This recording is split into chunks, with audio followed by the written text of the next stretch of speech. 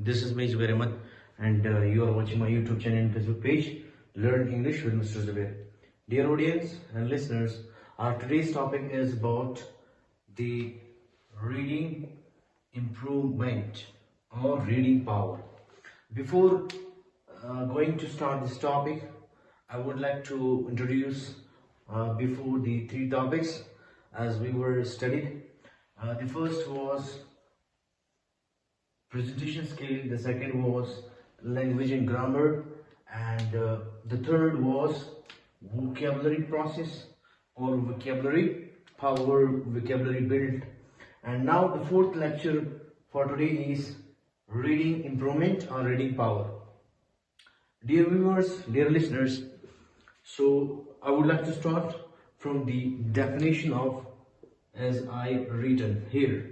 Reading the different books help us to improve or to get the level of dish. यानी मुख्तलिफ books read करने के बाद हम इस चीज के काबिल हो जाते हैं. हम किस चीज के काबिल हो जाते हैं? हम इस चीज के काबिल हो जाते हैं क्या? इंफॉर्मेशन.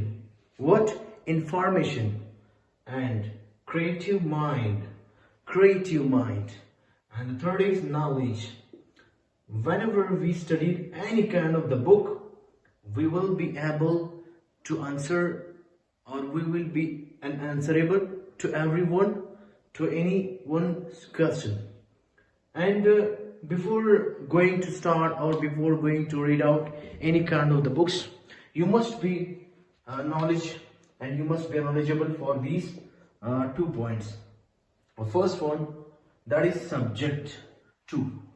अक्सर स्टूडेंट्स गलती ये करते हैं, चाहे वो जिधर भी पढ़ते हैं, जहां भी पढ़ते हैं, उनका कॉन्सेप्ट यहाँ पे रंग हो जाता है कि वो रीडिंग पावर को इम्प्रूव करने के चक्कर में किसी और चले जाते हैं, स्टोरीज फैक्शन नॉन फैक्शन में चले जाते हैं. सो जब भी आप अपनी रीडिंग को इम्प्रूव करना चाहोगे, सो आप subject to course.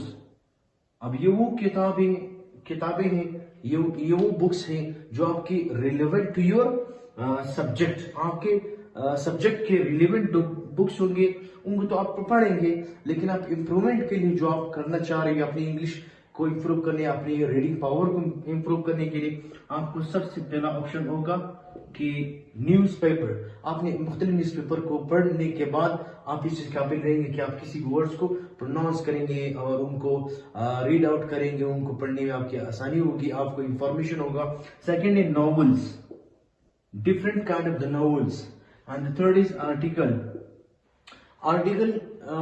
published in the newspaper, and plus editorials and the new novels or the articles are same in functions in the paragraph. And the last one is story.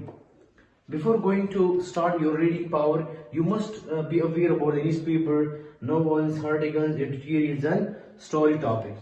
सो अक्सर students यहाँ पे mistake ये करते हैं कि वो जब time of the aim for the reading books, वो अक्सर टाइम नहीं दिया करते हैं अपनी रीडिंग पावर को इम्प्रूव करने के लिए. अभी मैंने लिखा हुआ है time for aim of reading books. अपनी मिनिमम जो हमारे पास टाइम होता है वो 2 आवर्स, अपने 2 घंटे देने हैं अपनी इम्प्रूवमेंट करने के, अपनी रीडिंग को इम्प्रूव करने के लिए. आपसे कम से कम आपने 2 घंटे देने हैं. अब कौन सी बुक्स आपने रीड करने होंगे, वो आप पे डिपेंड करते हैं कि आपके पास इंफॉर्मेशन वाले हैं और आपके पास सब्जेक्ट टू वाले हैं.